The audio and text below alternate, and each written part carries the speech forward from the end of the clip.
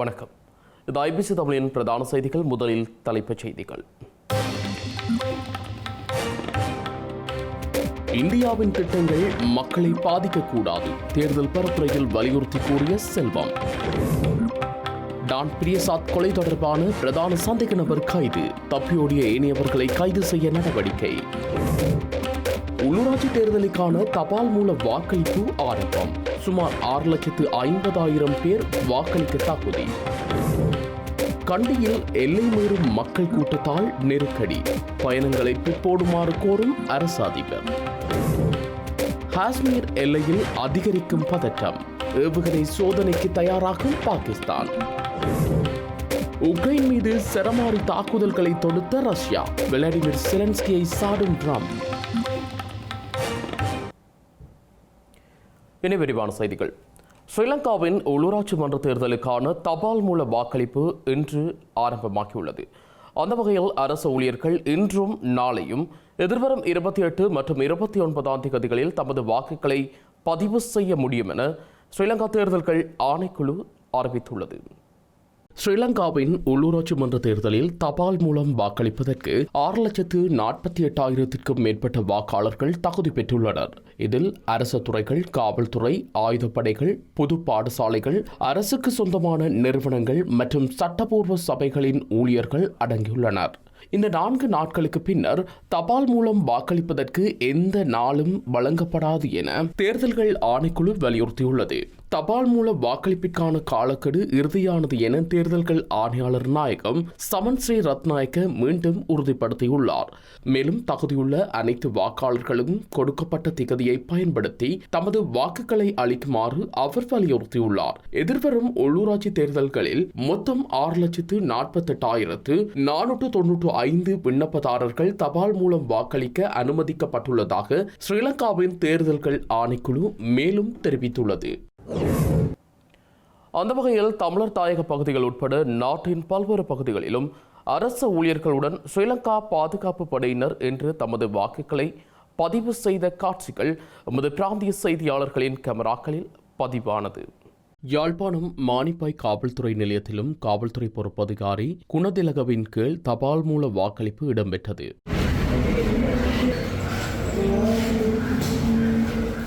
வவுனியா மாவட்டத்திலும் வாக்களிப்பு செயற்பாடுகள் சுமூகமாக ஆரம்பமாகி நடைபெற்று வருவதுடன் வவுனியா தலைமை காவல்துறை நிலையத்தின் காவல்துறை உத்தியோகத்தர்கள் தமது தபால் மூல வாக்குகளை அளித்துள்ளனர்.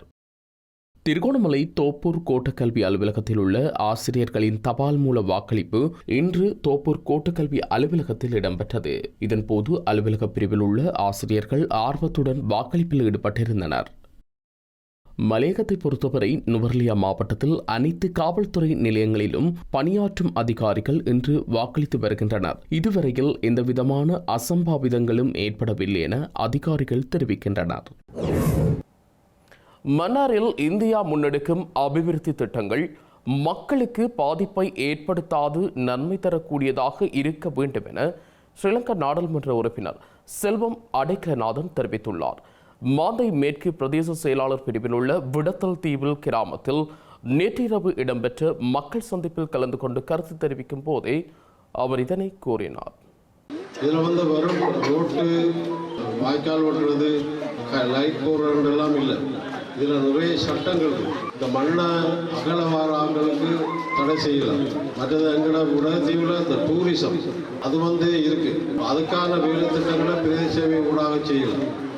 இனி என்ன அபிவிருத்தி என்று வந்தாலும் அது பிரதேச சேவை ஊடாகத்தான் வரக்கூடிய. சென்ட்ரல் கவர்மெண்ட் செய்கிறது அது வேற வேலை திட்டமாக இருக்கும். மற்றும்படி மாகாண சபை ஊடாக செய்கிற விஷயங்கள் பிரதேச சபை ஊடாகத்தான் நடக்கும். அவை இந்த விடயத்தில் வன்னியில் நான் நினைக்கிறேன் மன்னார் ஒரு எம்பி நான் மட்டும்தான். அப்போ மன்னாருக்கான அனைத்து விஷயங்களையும் நாங்கள் செய்ய முடியும். மற்றது இப்போ இந்தியாவோட கூடுதலான நெருக்கத்தோடு இருக்கிற நாங்கள் இந்தியா இன்றைக்கு மன்னாரில் பல அபிவிருத்தியை செய்ய இருக்கும். அதில் நன்மை தரக்கூடிய அபிவிருத்திகளை நாங்கள் ஆதரித்து செய்வோம். உதாரணமாக ராமேஸ்வரம் தலைமன்னார் கப்பல் சேவை அது துவங்க போகலாம். அப்படி சில வேலைகளை நாங்கள் இந்தியாவோடு சேர்ந்து செய்கிற போது எங்களோட பிரதேசம் வளப்படும். சிங்கள பேரினவாதத்தை செயற்பாடுகளுக்கு பெயர் பெற்ற டான் பிரியசாத்தின் கொலையுடன் தொடர்புடைய பிரதான சந்தேக நபரை கைது செய்துள்ளதாக ஸ்ரீலங்கா காவல்துறையினர் தெரிவித்துள்ளனர். இந்த கொலை தொடர்பாக அடையாளம் காணப்பட்டுள்ள 2 சந்தேக நபர்கள் தப்பிச் சென்றுள்ளதாக கூறப்பட்டிருந்த நிலையில் ஸ்ரீலங்கா காவல்துறையினர் இந்த தகவலை வெளியிட்டுள்ளனர். சந்தேக நபர்களான தந்தை மற்றும் மகன் இருவரையும் கைது செய்ய 6 காவல்துறை புலனாய்வு குழுக்கள் செயற்பட்டு வருவதாக தெரிவிக்கப்பட்டுள்ளது. சந்தேக நபர்களில் உறவினர்களுடன் டான் பிரியசாத் அண்மையில் மோதலில் ஈடுபட்டதாக ஸ்ரீலங்கா காவல்துறையினர் மேலும் குறிப்பிட்டுள்ளனர். ஸ்ரீலங்கா பொதுஜன பெரமுனவின் வேட்பாளரும் சிங்கள பேரினவாத முகமுமான டான் பிரியசாத் கொலை தொடர்பாக 2 பெண்கள் உட்பட்ட 7 பேர் கைது செய்யப்பட்டுள்ளனர். இந்த நிலையில் ராஜபக்ஷ குடும்பத்தில் குறிப்பாக நாமல் ராஜபக்ஷவுக்கு நெருக்கமானவரான டான் பிரியசாத் சுட்டு கொல்லப்பட்டது பல ரகசியங்களை மறைப்பதற்கே என்பது ஏற்கனவே தெளிவாகிவிட்டதாக ஜேவிபி ஆதரவு செய்தி வலைத்தளம் தெரிவித்துள்ளது. சிங்கள தேசிய இயக்கம் என்ற அமைப்பின் ஒருங்கிணைப்பாளராக பணியாற்றி வந்த டான் பிரியசாத் கடந்த 22ஆம் தேதி இரவு நடத்தப்பட்ட துப்பாக்கிச் சூட்டு சம்பவத்தில் காயமடைந்து மருத்துவமனையில் சிகிச்சை பெற்று வந்த நிலையில் உயிரிழந்ததாக காவல்துறை ஊடக பிரிவு அறிவித்துள்ளது. மிதட்டமுள்ள பிரதேசத்தில் வசித்து வந்த 39 வயதான டான் பிரியசாத் வெள்ளம்பட்டி காவல்துறை பிரிவின் சாலமுள்ள பகுதியில் உள்ள ஒரு அடுக்குமாடி கட்டடத்திற்குள் இருந்தபோது சுடப்பட்டார். உந்துருளியில் சென்ற 2 அடையாளம் தெரியாத நபர்களால் இந்த துப்பாக்கிச்சூடு நடத்தப்பட்டுள்ளது. இந்த கொலை சம்பவத்தின் பின்னர் பெண்ணொருவர் உட்பட்ட 3 கைது செய்திருந்ததாக காவல்துறையினர் கூறியிருந்த நிலையில் மேலும் 4 கைது செய்யப்பட்டுள்ளனர். கைது செய்யப்பட்டவர்களில் டான் பிரியசாத்தின் மனைவியின் சகோதரியும் அடங்குவதாக காவல்துறையினர் மேலும் கூறியுள்ளனர். டான் பிரியசாத்தின் கொலையை தொடர்ந்து அவரது முகநூல் பக்கமானது வன்முறை, வெறுப்பு மற்றும் குற்றவியல் செயற்பாடுகளுடன் தொடர்புடையது என மெட்டா நிறுவனம் வகைப்படுத்தியுள்ளமை குறிப்பிடத்தக்கது. இலங்கையில் திட்டமிட்டு மேற்கொள்ளப்படும் கொலை கலாச்சாரத்தை கட்டுப்பாட்டிற்குள் கொண்டு வரவும் அதனை இல்லாதொழிக்கவும் ஸ்ரீலங்கா அரசாங்கத்திடம் எந்த திட்டமும் இல்லை என ஸ்ரீலங்கா எதிர்க்கட்சித் தலைவர் சஜித் பிரேமதாச தெரிவித்துள்ளார். மக்களின் சுதந்திரம் மற்றும் ஜனநாயகம் எதிர்கொள்ளும் சவால்களுக்கு ஸ்ரீலங்கா ஜனாதிபதியும் அரசாங்கமும் என்ன தீர்வுகளை வைத்திருக்கின்றார்கள் என அகலவத்தை பிரதேசத்தில் இடம்பெற்ற மக்கள் சந்திப்பில் சஜித் பிரேமதாச கேள்வி எழுப்பியுள்ளார். இன்று பாதுகாப்பே இல்லாத நாட்டில் நாம் வாழ்ந்து கொண்டிருக்கின்றோம். சட்டத்தின் ஆட்சி கோலோச்சாது, காட்டு சட்டமே கோலோச்சி போட்டி கொலை கலாச்சாரம் தலை தூக்கி காணப்படுகிறது. திட்டமிட்டு குற்றச்செயல்களில் ஈடுபடும் கும்பல்கள் இன்று சமூகத்தை ஆள்கின்றன. கொலைகள் சாதாரணமாகிவிட்டன. இந்த விடயங்கள் குறித்து கேள்வி எழுப்பும் போது திசை காட்டியின் கருத்துப்படி இது தேசிய பாதுகாப்பை பாதிக்காது என்று அரசாங்கம் கூறுகிறது. பெண்கள், குழந்தைகள், தொழில் வல்லுநர்கள் மற்றும் வர்த்தகர்கள் கூட இறந்து கொண்டிருக்கின்றார்கள். இப்போது வீதிகளில் அல்லது வீட்டிலும் இருக்க முடியாத நிலை ஏற்பட்டுள்ளது. சிறுவர்கள், பெண்கள் கூட பாதுகாப்பற்ற நிலையில் காணப்படுகின்றனர். தேசிய பாதுகாப்பு தொடர்பில் வகுப்பெடுக்க முடியும் என கூறிய அரசாங்கத்தினால் கூட நாட்டு மக்களை பாதுகாக்க முடியாது போயுள்ளது. கண்டியில் உள்ள புத்தபெருமானின் புனித பல் சின்னத்தை வழிபட வருவதை மறு அறிவிப்பு வரும் வரை தவிர்க்குமாறு பொதுமக்களுக்கு அறிவுறுத்தல் வழங்கப்பட்டுள்ளது. இதனிடையே புனித பல் சின்ன வழிபாட்டிற்காக கொழும்பிலிருந்து கண்டி செல்லும் விசேட தொடர்ந்து சேவைகள் நாளை முதல் மறு அறிவித்தல் வரும் வரை மீளெடுக்கப்பட்டுள்ளதாக ஸ்ரீலங்கா தொடர்ந்து திணைக்களம் அறிவித்துள்ளது. புனித பல் சின்னத்தை வழிபடுவதற்காக தற்போது வரிசையில் காத்திருக்கும் பக்தர்களின் எண்ணிக்கை அதிகரித்து வருவதாக கண்டி மாவட்ட செயலாளர் இந்திகா உடபத்த சுட்டிக்காட்டியுள்ளார். நகரத்திற்கு அதிக மக்கள் வருவதானது கூட்ட நெரிசலின் கட்டுப்பாடு, பொது பாதுகாப்பு மற்றும் சுகாதார பிரச்சினைகளை ஏற்படுத்தலாம் என அவர் சுட்டிக்காட்டினார். இதனை கருத்தில் கொண்டு கண்டி நகரத்திற்கு செல்வதை பொதுமக்கள் தவிர்க்க வேண்டும் என மாவட்ட செயலாளர் அறிவுறுத்தினார். இதனிடையே ஸ்ரீலங்கா காவல்துறையினரின் வேண்டுகோளின் பேரில் புனித பல் சின்ன வழிபாட்டிற்காக கொழும்பிலிருந்து கண்டிக்கு செல்லும் மக்களுக்காக ஏற்பாடு செய்யப்பட்ட விசேட தொடர்ந்து சேவைகள் இடைநிறுத்தப்பட்டிருந்தன. தற்போது 3 லட்சத்திற்கும் மேற்பட்ட பக்தர்கள் புனித பல் சின்னத்தை வழிபட வரிசையில் காத்திருப்பதாக ஸ்ரீலங்கா காவல்துறை சுட்டிக்காட்டியுள்ளது. எனவே நாளை மற்றும் நாளை மறுதினம் ஆகிய 2 நாட்களிலும் புனித பல் சின்னத்தை வழிபடுவதற்கு போதுமான எண்ணிக்கையிலான பக்தர்கள் ஏற்கனவே வருகை தந்துள்ளதாக தெரிவிக்கப்பட்டுள்ளது. இவ்வாறான சூழ்நிலையில் அடுத்த 2 நாட்களில் அதிகமான பக்தர்கள் வந்தால் அவர்கள் தமது வழிபாட்டை செய்ய முடியாது என காவல்துறையினர் குறிப்பிட்டுள்ளனர். இதன் பிரகாரம் அடுத்த 2 நாட்களுக்கு ஸ்ரீ தலதா வந்தனாபாவிற்கு வருகை தருவதை தவிர்க்குமாறு ஸ்ரீலங்கா காவல்துறை பக்தர்களை கேட்டுக் கொண்டுள்ளது. இலங்கை மக்களின் ஏக பிரதிநிதிகளாக தேசிய மக்கள் சக்தியினர் மாறியுள்ளதாக நாடாளுமன்ற உறுப்பினர் சக்தி கந்தசாமி பிரபு தெரிவித்துள்ளார். எனவே மட்டக்களப்பு மாவட்டத்தில் உள்ள 12 உள்ளூராட்சி சபைகளையும் தேசிய மக்கள் சக்தி கைப்பற்றும் எனவும் அவர் கூறினார். உள்ளூராட்சி மன்ற தேர்தலின் பரப்புரைகளை நாங்கள் தேசிய மக்கள் சக்தி சார்பாக மட்டக்களப்பு மாவட்டத்தின் அனைத்து பிரதேச செயலகங்களிலும் எங்கள் ஏற்பாடுகளை முன்னெடுத்துக் கொண்டு வருகின்றோம். அந்த அடிப்படையிலே மட்டக்களப்பு மாவட்டத்திலே கடந்த காலங்களிலே எதிராக பல போலி குற்றச்சாட்டுகளை எதிர்க்கட்சியினர் முன்வைத்துக் கொண்டிருந்தார்கள். ஆனாலும் இன்று மக்களிடையே நாங்கள் சந்திப்புகளை மேற்கொள்ளும் போது மக்கள் எங்கள் மீது அளப்பரிய நம்பிக்கையினையும் அவர்களின் ஏகவித்த பிரதிநிதிகளாக இன்றைக்கு தேசிய மக்கள் சக்தி அரசாங்கத்தை தான் அவர்கள் தங்கள் மீது நம்பிக்கை வைத்திருக்கின்றார்கள். ஏனென்று சொன்னால் கடந்த காலங்களில் ஆட்சியாளர்கள் மேற்கொண்ட முறையற்ற செயற்பாடுகளின் காரணமாக அவர்கள் மீது அவநம்பிக்கை ஏற்பட்டது. அதன் காரணமாகத்தான் தேசிய மக்கள் சக்தி மீது அளப்பெரிய ஒரு நம்பிக்கை உருவாகி இருந்தது. அந்த அடிப்படையில் இந்த நம்பிக்கை தொடர்ச்சியாக எங்கள் பிரதேசங்களிலும் கிராமங்களிலும் இருக்கின்ற மக்களூடாக அந்த விடயங்கள் நாங்கள் அறிந்து கொள்ளக்கூடியதாக இருக்கின்றது. ஆகவே இந்த 12 உள்ளூராட்சி சபைகளிலும் தேசிய மக்கள் சக்தி நிச்சயமாக ஆட்சி பீடமேறும். கூடுதலான சபைகளை வெற்றி வாய்ப்பு மேற்கொள்ளக்கூடியதாக எங்களுக்கு அமைந்திருக்கும். நாங்கள் தொடர்ச்சியாக மக்களோடு இணைந்து பணியாற்றி கொண்டிருக்கின்றோம். நாங்கள் சட்டத்தை சரியான முறையில் நடைமுறைப்படுத்துகின்ற ஒரு ஆட்சியாளராக இருக்கின்றோம். அதே நேரம் பொருளாதாரத்தை ஸ்திரத்தன்மையில் கொண்டு நடத்துகின்ற ஒரு அரசாங்கமாகவும் இருந்து கொண்டிருக்கின்றோம். ஆகவே இந்த அரசாங்கம் இந்த உள்ளூராட்சி மன்றங்களிலும் தேசிய மக்கள் சக்தியின் அரசுதான் சபைகளை வெற்றி கொள்ளும். மக்கள் விடுதலை முன்னணியை தமிழ் மக்கள் வெறுப்பதற்கான காரணங்கள் மக்களின் ஆழ் மனதில் பதிந்துள்ளதாக தமிழ் தேசிய மக்கள் முன்னணியின் தலைவர் கஜேந்திரகுமார் பொன்னம்பலம் தெரிவித்துள்ளார். எனவே மக்கள் விடுதலை முன்னணி தொடர்பில் இளைஞர்கள் மத்தியில் உள்ள மாயையை அகற்ற அவர்கள் தொடர்பான தெளிவுபடுத்தல்கள் மேற்கொள்ளப்பட வேண்டும் எனவும் கூறினார். யுத்தத்திற்கு சிங்கள மக்களை தயார்படுத்தியது மக்கள் விடுதலை முன்னணி எனவும் மட்டக்களப்பில் இடம்பெற்ற சந்திப்பில் அவர் கூறினார்.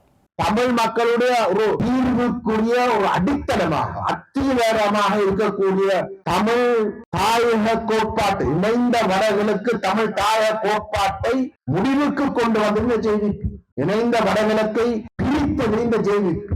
ஆகவே அப்படிப்பட்ட ஒரு அத்திவார கோட்பாடாக தமிழ் மக்களுடைய இனப்பிரச்சனைக்கு ஒரு அத்திவாரமாக இருக்கக்கூடிய ஒரு கோட்பாட்டுக்கு முற்றுப்புள்ளி வச்ச ஜேவிபி ஒரு நாளும் அவர்கள் ஊடாக எங்களுக்கு ஒரு தீர்வு கிடைக்காது என்பது எங்களோட மக்கள் நன்றாக அறிவார்கள். அதை நாங்கள் விளங்கிக் கொள்ள வேண்டும். இளைஞர்களுக்கு தான் அந்த குழப்பங்கள் இருக்கு. உங்கள் ஒருத்தருக்கும் இங்க கூடுதலாக வயது போன ஒரு கூடுதலான முயற்சி பெற்றவர்கள் என்ற வயதிலே உங்கள் எல்லோருக்கும் நாங்கள் இதை புதுசாக சென்ற தேவை. நாங்கள் எங்களுடைய இளைஞர்களுக்கு தான் இந்த உண்மைகளை கொண்டு போய் சேர்க்கணும். என்றால் அவர்கள் சில வழியிலே ஒரு மாயைக்குள்ளே சிக்கப்பட்டிருக்கக்கூடும். ஆகவே அதிலே நாங்கள் கணிசமாக வெற்றி பெறுவோம் என்ற ஒரு நம்பிக்கை எனக்கு இருக்கு. என்னை பொறுத்தவரையிலே இந்த ஜேவிபிக்கு பயந்து நாங்கள் இந்த தேர்தலை பெரிய விளைவன முகம் கொடுக்க வேண்டும் என்ற தேவை கிடையாது. அவர்களுக்கு அப்படி வாக்கு விளவும் போவதில்லை. ஆனால் தமிழ் தேச நிலைப்பாட்டுக்கு சரியான வகையில இந்த வாக்குகள் சரியான கோணத்துல விளவோணம் என்றது அத்தியாவசியம். ஏனென்றால் இந்த தூதரகங்கள் பிழையாக இந்த தேர்தல் முடிவுகளை கணிக்கிறதுக்கு நாங்கள் ஒரு முற்றுப்புள்ளி வைக்கவும். ஆகவே இந்த உள்ளூராட்சி தேர்தலுடைய முக்கியத்துவம் அந்த தெளிவான தமிழ் தேசிய நிலைப்பாட்டை ஆணித்தரமாக வலியுறுத்த வேண்டிய அந்த கட்டாயத்தோடு நம்மிடம் இருக்கின்ற இடத்திலேதான் இந்த உள்ளூராட்சி தேர்தலுடைய முக்கியத்துவம் கணிசமாக முன்னுக்கு வருகின்றது. பெண் தலைமைத்துவ குடும்பம் ஒன்றின் வீட்டிற்குள் பிரவேசித்து பாடசாலை மாணவியை ஒளிப்பதிவு செய்ய முயன்ற சம்பவம் தொடர்பான சர்ச்சையில் சிக்கி விளக்கமறியலில் வைக்கப்பட்டிருந்த யாழ்ப்பாணத்தை சேர்ந்த யூடியூபரான கிருஷ்ணா நேற்றைய தினம் பிணையில் விடுதலையாகியுள்ளார். வெளிநாட்டு உதவியை பெற்றுத் தருவதாக தெரிவித்து பாடசாலை மாணவியை அவரது விருப்பமின்றி காணொலியை பதிவு செய்ய முயன்றதனால் யூடியூபரான கிருஷ்ணா மீது கடுமையான விமர்சனங்கள் வெளியிடப்பட்டிருந்தன. குறிப்பாக நாடாளுமன்ற உறுப்பினர் ராமநாதன் அர்ச்சுனாவும் இதுகுறித்து நாடாளுமன்றத்தில் உரையாற்றியதை அடுத்து இந்த யூடியூபர் பொதுமக்களால் சுற்றி வளைக்கப்பட்டிருந்தார். கடந்த மார்ச் மாதம் 9ஆம் தேதி பண்டத்தரிப்பு பகுதிக்கு சென்ற வேளை சில்லாலை இளைஞர்களால் மடக்கி பிடிக்கப்பட்டு இளவாலை காவல்துறையினரிடம் ஒப்படைக்கப்பட்டார். இந்த நிலையில் அவரை விளக்கமறியலில் வைக்குமாறு மல்லாகம் நீதவான் உத்தரவிட்டிருந்தது. தொடர்ச்சியாக 3 தடவைகள் வழக்கு நீதிமன்றத்திற்கு எடுத்துக்கொள்ளப்பட்ட போதும் அவருக்கு பிணை மறுக்கப்பட்டு தொடர்ந்தும் விளக்கமறியலில் வைக்கப்பட்டிருந்தார். இவ்வாறான சூழ்நிலையில் நேற்றைய தினம் விளக்கமறியல் திகதி நிறைவுற்றிருந்தது. இந்த நிலையில் மல்லாகம் நீதிமன்றத்தில் அவரை முற்படுத்திய வேளை ஆழ்பிணையில் செல்வதற்கு நீதிமன்றம் அனுமதி அளித்ததுடன் அடுத்த வழக்கு எதிர்வரும் மே மாதம் 22ஆம் திகதிக்கு திகதியிடப்பட்டுள்ளது. ஸ்ரீலங்காவின் முன்னாள் ராஜாங்க அமைச்சர் டயானா கமகேவிற்கு எதிராக தாக்கல் செய்யப்பட்ட வழக்குகளின் விசாரணையை கொழும்பு நீதவான் நீதிமன்றம் எதிர்வரும் ஜூலை மாதம் 31ஆம் திகதிக்கு ஒத்திவைத்துள்ளது. ஸ்ரீலங்காவின் குடிவரவு மற்றும் குடியகழ்வு சட்டத்தின் கீழ் செல்லுபடியாகும் நுழைவு விசைவு இன்றி நாட்டில் தங்கியிருந்தமை உள்ளிட்ட குற்றச்சாட்டுகளின் கீழ் டயானா கமகேவிற்கு எதிராக வழக்கு தாக்கல் செய்யப்பட்டுள்ளது. இந்த வழக்கு இன்று கொழும்பு தலைமை நீதவான் தனுஜா லக்மாலி முன்னிலையில் விசாரணைக்கு எடுத்துக் கொள்ளப்பட இருந்தது. எனினும் இன்றைய விசாரணைக்கு தலைமை நீதவான் சமூகம் அளிக்காததால் இந்த வழக்கு இன்று கொழும்பு மேலதிக நீதவான் ஹர்ஷன கெகுனாவல முன்னிலையில் விசாரணைக்கு எடுத்துக் கொள்ளப்பட்டது. இதையடுத்து சம்பந்தப்பட்ட வழக்கை ஜூலை 31ஆம் திகதி விசாரணைக்கு எடுத்துக்கொள்ள மேலதிக நீதவான் உத்தரவிட்டார். செல்லுபடியாகும் நுழைவு இன்றி இலங்கையில் தங்கியிருந்த ஸ்ரீலங்காவின் கடவுச்சீட்டை பெற்றமை தொடர்பாக குடிவரவு மற்றும் குடியகழ்வு சட்டத்தின் கீழ் டயானா கமகே மீது குற்றப்புலனாய்வு திணைக்களம் 7 குற்றப்பத்திரிகைகளை தாக்கல் செய்துள்ளமை குறிப்பிடத்தக்கது. காஷ்மீரின் பஹல்காமில் ஆயுததாரிகள் நடத்திய கொடூர தாக்குதலில் வெளிநாட்டவர்கள் உட்பட 26 பேர் பலியாகியுள்ள நிலையில் இந்தியா மற்றும் பாகிஸ்தானுக்கு இடையில் போர் பதற்றம் ஏற்பட்டுள்ளது. இந்த நிலையில் பாகிஸ்தான் பாதுகாப்பு துறை ஏவுகணை சோதனைக்கு திட்டமிட்டிருப்பதால் போர் பதற்றம் மேலும் தீவிரமடைந்துள்ளது. இந்திய நிர்வாகத்திற்கு உட்பட்ட ஜம்மு காஷ்மீரின் முக்கிய இடங்களில் பாதுகாப்பு பலப்படுத்தப்பட்டு கண்காணிப்பு பணிகள் தீவிரப்படுத்தப்பட்டுள்ளன. பெஹல்காம் தாக்குதல் எதிரொலியாக காஷ்மீரில் இதுவரை 1500க்கும் மேற்பட்டோர் கைது செய்யப்பட்டுள்ளதுடன் அவர்களிடம் தீவிர விசாரணைகள் முன்னெடுக்கப்பட்டுள்ளன. இந்த சம்பவத்திற்கு காரணமான பயங்கரவாதிகளுக்கு தக்க பதிலடி கொடுக்கப்படும் என கூறியுள்ள மத்திய அரசு பாகிஸ்தானின் ராஜதந்திரிகளையும் நாட்டை விட்டு வெளியேறுமாறு அறிவுறுத்தியுள்ளது. அத்துடன் பாகிஸ்தானுடனான சிந்து நதி ஒப்பந்தத்தையும் இந்தியா இடைநிறுத்தியுள்ளமை 2 நாடுகளுக்கும் இடையிலான பதற்றத்தை மேலும் அதிகரித்துள்ளது. ஜம்மு காஷ்மீரில் சுற்றுலா செல்ல வேண்டாம் என டெல்லியில் உள்ள அமெரிக்க தூதரகம் தமது நாட்டு பிரஜைகளுக்கும் அறிவுறுத்தியுள்ளது. உக்ரைன் தலைநகர் கியவ் உட்பட்ட பல்வேறு பகுதிகளை இலக்கு வைத்து ரஷ்யா ஏவுகணை மற்றும் ஆளில்லா விமான தாக்குதல்களை நடத்தியுள்ளது. இந்த தாக்குதல்களில் 9 பேர் பலியாகியுள்ளதுடன் மேலும் 60க்கும் மேற்பட்டவர்கள் காயமடைந்துள்ளனர். உக்ரைன் தலைநகர் கியவ் மீது நடத்தப்பட்ட தாக்குதல் காரணமாக பலர் கட்டட இடிபாடுகளுக்குள் சிக்கியுள்ளதாக நகர முதல்வர் கூறியுள்ளார். கியவ் மீதான தாக்குதலில் 6 குழந்தைகள் உட்பட 60க்கும் மேற்பட்டவர்கள் காயமடைந்துள்ளதாக அவர் குறிப்பிட்டுள்ளார். இந்த நிலையில் கியவ் மீது மிகவும் மோசமான தாக்குதலை ரஷ்யா நடத்தியுள்ளதாக அந்த நாட்டு உள்துறை அமைச்சர் தெரிவித்துள்ளார். உக்ரைனின் மேற்கு பிராந்தியத்திலும் ரஷ்யா தாக்குதலை நடத்தியுள்ள நிலையில் தமது எல்லைகளை பாதுகாக்கும் வகையில் போலந்து போர் விமானங்களை ஈடுபடுத்தியுள்ளது. இந்த தாக்குதலுக்கு முன்னதாக உக்ரைன் ஜனாதிபதி விளாடிமிர் செலன்ஸ்கியை அமெரிக்க ஜனாதிபதி டொனால்ட் ட்ரம்ப் கடுமையாக விமர்சித்துள்ளார். குறிப்பாக கிரைமியா பிராந்தியம் மீதான ரஷ்யாவின் கட்டுப்பாட்டை அங்கீகரிக்க உக்ரைன் ஜனாதிபதி மறுப்பதானது அமைதி பேச்சுக்களுக்கு தீங்கு விளைவிக்கும் செயற்பாடு என அவர் கூறியுள்ளார். செய்திகளின் நிறைவாக மீண்டும் தலைப்புச் செய்திகள். இந்தியாவின் திட்டங்கள் மக்களை பாதிக்கக்கூடாது, தேர்தல் பரப்புரையில் வலியுறுத்தி கூறிய செல்வம். டான் பிரியசாத் கொலை தொடர்பான பிரதான சந்தேக நபர் கைது, தப்பியோடிய ஏனையவர்களை கைது செய்ய நடவடிக்கை. உள்ளூராட்சி தேர்தலுக்கான தபால் மூல வாக்களிப்பு ஆரம்பம், சுமார் 6,50,000 பேர் வாக்களிக்க தகுதி. கண்டியில் எல்லை மீறும் மக்கள் கூட்டத்தால் நெருக்கடி, பயணங்களை பிற்போடுமாறு கோரும் அரசு அதிபர். காஷ்மீர் எல்லையில் அதிகரிக்கும் பதற்றம், ஏவுகணை சோதனைக்கு தயாராகும் பாகிஸ்தான். உக்ரைன் மீது சரமாரி தாக்குதல்களை தொடுத்த ரஷ்யா, விளாடிமிர் செலன்ஸ்கியை சாடும் ட்ரம்ப்.